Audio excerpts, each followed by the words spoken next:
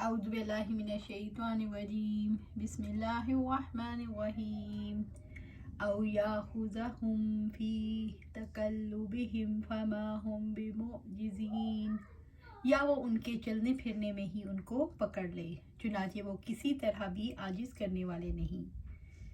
سورۃ النحل آیا 46۔ او یاخذہم فی تقلبہم، یا وہ ان کے چلنے پھرنے میں ہی ان کو پکڑ لے، یا وہ لوگ اپنے شہروں میں کاموں میں مصروف ہوں یا اپنے سفروں میں ہوں، یعنی رات یا دن کسی بھی وقت اللہ سبحانہ تعالیٰ انہیں پکڑ لے۔ رب العزت نے فرمایا، تو کیا بستیوں والے اس سے بے خوف ہو گئے ہیں کہ ہمارا عذاب ان پر رات کے وقت آ جائے اور وہ سوئے ہوئے ہوں، اور کیا بستیوں والے بے خوف ہو گئے ہیں کہ ان پر دن چڑھے ہمارا عذاب آ جائے اور کھیل رہے ہوں۔ سورۃ الاعراف آیا 97 اور 98۔ فما ہم بمعجزین، چنانچہ وہ کسی طرح بھی عاجز کرنے والے نہیں۔ لوگ کسی حال میں بھی اپنے رب کو ہرا نہیں سکتے۔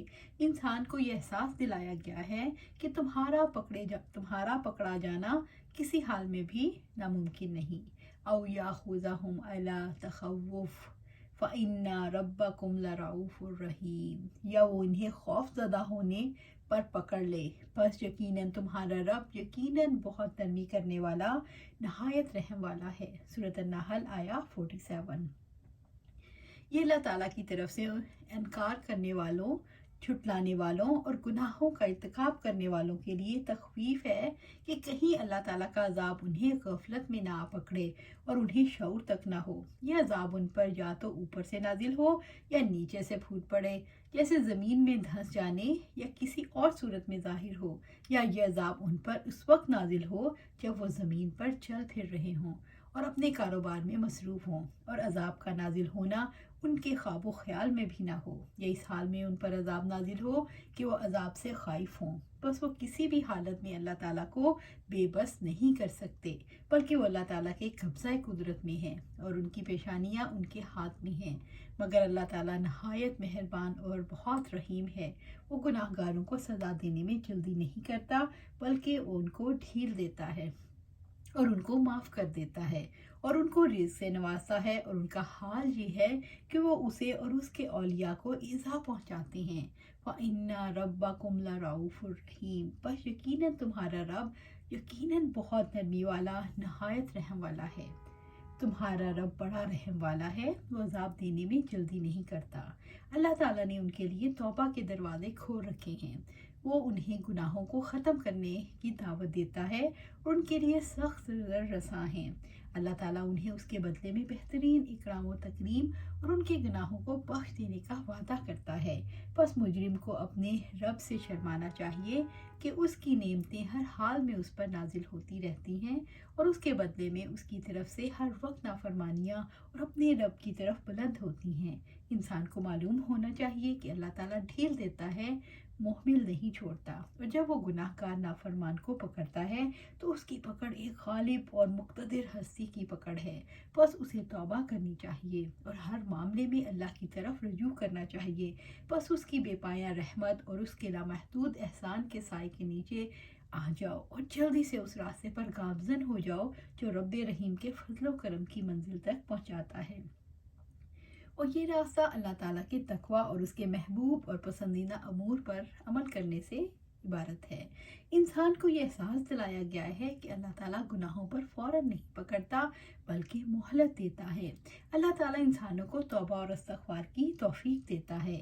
عمر بن خطاب رضی اللہ تعالیٰ عنہ کی روایت ہے کہ آپ صلی اللہ علیہ وآلہ وسلم کی خدمت میں کچھ جنگی قیدی حاضر کیے گئے۔ ان میں ایک عورت بھی تھی جس کے پستان دودھ سے بھرے ہوئے تھے۔ جب قیدیوں میں ایک بچے پر اس کی نظر پڑی تو دوڑ کر عورت نے بچے کو پکڑ کر سینے سے چمٹا لیا اور اس کو دودھ پلایا۔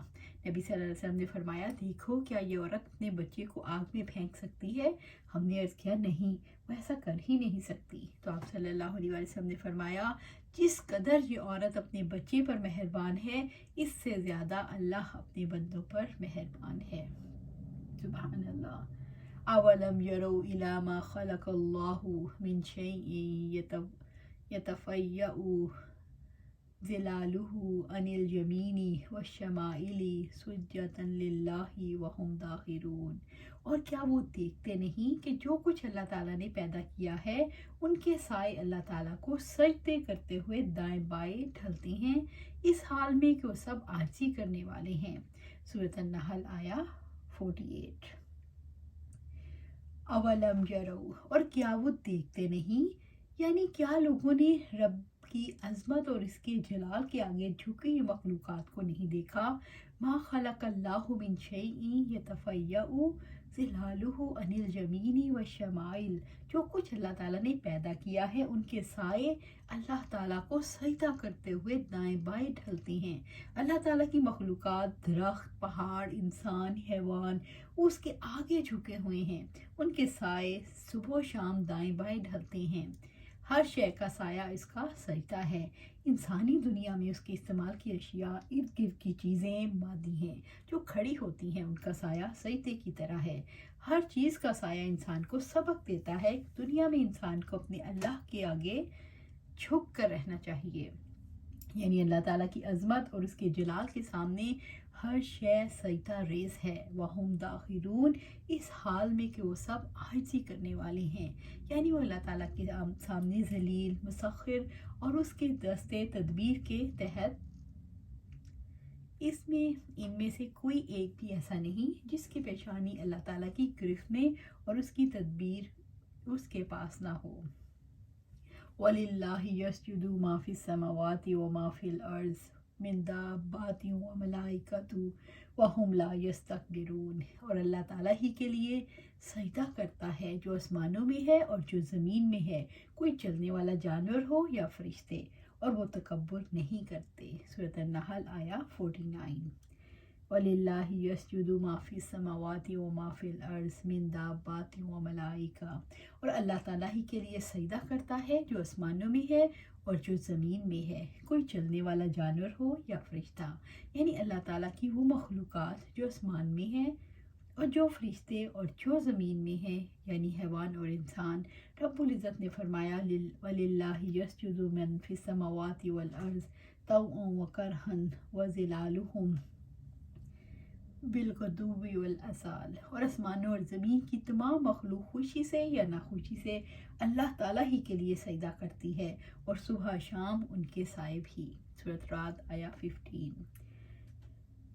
کیا آپ نے نہیں دیکھا کہ یقیناً اللہ تعالیٰ ہی کو سجدہ کرتا ہے جو کچھ آسمانوں میں ہے اور جو زمین میں ہے، اور سورج اور چاند اور تارے اور پہاڑ، درخت اور جانور، بہت سے لوگ بھی، اور بہت سے لوگ ایسے بھی ہیں جن پر عذاب ثابت ہو چکا ہے، اور جسے اللہ تعالیٰ ذلیل کر دیتا ہے، پھر اسے کوئی عزت دینے والا نہیں۔ یقیناً اللہ تعالیٰ جو چاہتا ہے کرتا ہے۔ سورۃ الحج آیا 18۔ کیا آپ نے نہیں دیکھا کہ یقیناً اللہ تعالیٰ کی تسبیح کرتا ہے جو آسمانوں اور زمین میں ہے، اور پرندے بھی جو پر پھیلائے ہوئے ہیں، ہر ایک نے یقیناً اپنی نماز اور اپنی تسبیح کو جان لیا ہے۔ اللہ تعالیٰ خوب جاننے والا ہے جو کچھ بھی وہ کرتے ہیں۔ سورۃ النور آیا 41۔ فرشتوں کا خاص طور پر الگ ذکر ان کی عبادت کی کثرت کی وجہ سے اور ان کی عزت کی بنا پر کیا ہے۔ وَهُمْ لَا يَسْتَكْبِرُونَ، اور وہ تکبر نہیں کرتے، یعنی فرشتے کثرت عبادت، اخلاقی برتری اور قوت کے باوجود تکبر نہیں کرتے، وہ خوشی خوشی اللہ تعالیٰ کی عبادت کرتے ہیں، عاجزی کے ساتھ رب کے سامنے جھکے رہتے ہیں۔ مسیح اس بات میں ہرگز آر نہیں رکھے گا کہ وہ اللہ تعالیٰ کا بندہ ہو، اور نہ ہی مقرب فرشتے۔ سورۃ النساء آیا 172۔ اس کے مقابلے میں کافر تکبر کرتے ہیں۔ رب العزت کا فرمان، پھر جو لوگ آخرت پر ایمان نہیں رکھتے ان کے دل ہی انکار کرنے والے ہیں اور وہ بہت تکبر کرنے والے ہیں۔ سورۃ النحل آیا 22۔ یخافون ربهم من فوقهم ویفعلون ما یؤمرون، اور وہ اپنے رب سے ڈرتے ہیں جو ان کے اوپر ہے، اور جو حکم بھی انہیں دیا جاتا ہے وہی کرتے ہیں۔ سورۃ النحل آیا 50۔ یخافون ربهم من فوقهم، وہ اپنے رب سے ڈرتے ہیں جو ان کے اوپر ہے، یعنی فرشتے اللہ تعالیٰ سے ڈر کر اس کو سجدہ کرتے ہیں۔ اللہ رب العزت نے ان کی کثرت اطاعت اور ان کے خشوع و خضوع پر ان کی مداح کرنے کے بعد اللہ تعالیٰ سے ان کے خوف پر ان کی مداح فرمائی ہے، جو بالذات ان کے اوپر ان پر غالب اور کامل اوصاف کا مالک ہے اور اس کے دستے قدرت کے تحت ذلیل اور مقہور ہیں۔ وَيَفْعَلُونَ مَا يُؤْمَرُونَ، اور جو حکم ہی انہیں دیا جاتا ہے وہی کرتے ہیں۔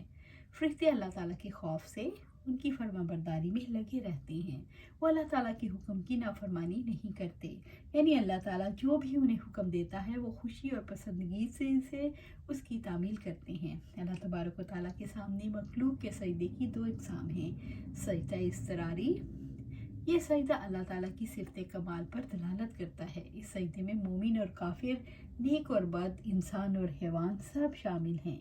سجدہ اختیاری، جو اس کے اولیاء، اس کے مومن بندوں، فرشتوں اور دیگر مخلوقات سے مختص ہے۔ آپ صلی اللہ علیہ وآلہ وسلم نے فرمایا، جو میں دیکھتا ہوں تم نہیں دیکھتے، اور جو میں سنتا ہوں تم نہیں سنتے۔ آسمان چرچراتا ہے اور اس کو حق ہے کہ وہ چرچرائے، قسم ہے اس ذات کی جس کے ہاتھ میں میری جان ہے، آسمان میں کہیں بھی 4 انگل کی جگہ ایسی نہیں کہ اس میں کوئی فرشتہ سجدے میں پیشانی رکھے ہوئے نہ ہو۔ اللہ تعالیٰ کی قسم، جو میں جانتا ہوں اگر تم جانتے تو کم ہنستے اور زیادہ روتے، اور بستروں پر عورتوں سے لذت اندوز نہ ہوتے، اور میدانوں میں نکل کر اللہ تعالیٰ سے اپنے گناہوں کی مغفرت کے لیے فریاد کرتے۔ یہ سن کر ابو ذر رضی اللہ تعالیٰ کہتے ہیں، کاش میں ایک درخت ہوتا، لوگ اسے کاٹ ڈالتے۔ سبحان اللہ۔ عمر بن خطاب رضی اللہ تعالیٰ عنہ کی مجلس میں انہیں دیکھا، صحابی بتاتے ہیں کہ عمر رضی اللہ تعالیٰ عنہ نے جمعہ کے دن منبر پر سورہ نحل پڑھی، جب سجدے کی آیت وَلِلَّهِ يَسْجُدُ مَا فِي السَّمَاوَاتِ آخر تک پہنچے تو منبر سے اترے اور سجدہ کیا، تو لوگوں نے بھی ان کے ساتھ سجدہ کیا۔ دوسرے جمعے کو پھر یہی صورت پڑھی، جب سجدے کی آیت پر پہنچے تو کہنے لگے، لوگوں ہم سجدے کی آیت پڑھتے چلے جاتے ہیں، پھر جو کوئی سجدہ کرے اس نے اچھا کیا، اور جو کوئی نہ کرے تو اس پر گناہ نہیں۔ نعمان رضی اللہ تعالیٰ نے سجدہ نہیں کیا، اور نافع نے عبداللہ بن عمر سے نقل کیا کہ اللہ تعالیٰ نے سجدہ تلاوت فرض نہیں کیا، ہماری خوشی پر رکھا ہے۔ اللہ سبحانہ تعالیٰ سے دعا ہے کہ ہم بھی جب بھی دیکھیں تو اپنی خوشی سے سجدہ کریں، خوشی سے سجدہ کریں، جہاں بھی سجدہ تلاوت آئے، 14 ہے یا 15 ہے اس میں اختلاف ہے، لیکن جب بھی آپ سجدہ تلاوت آئے تو اس پر سجدہ کریں، تو انشاءاللہ جو بھی کرنا چاہیں سجدہ خوشی خوشی سے اللہ کے سامنے سجدہ تلاوت ضرور کریں۔ اللہ سبحانہ تعالیٰ سے دعا ہے کہ ہمیں بھی ان میں شامل فرما لے جو خوشی سے سجدہ کرتے ہیں اور اپنے آپ کو سرنڈر کرتے ہیں۔ اللہ سبحانہ تعالیٰ ہمیں اپنے قرآن و سنت کے مطابق زندگی گزارنے کی توفیق عطا فرما اور اس پر جما دے، آمین یا رب العالمین۔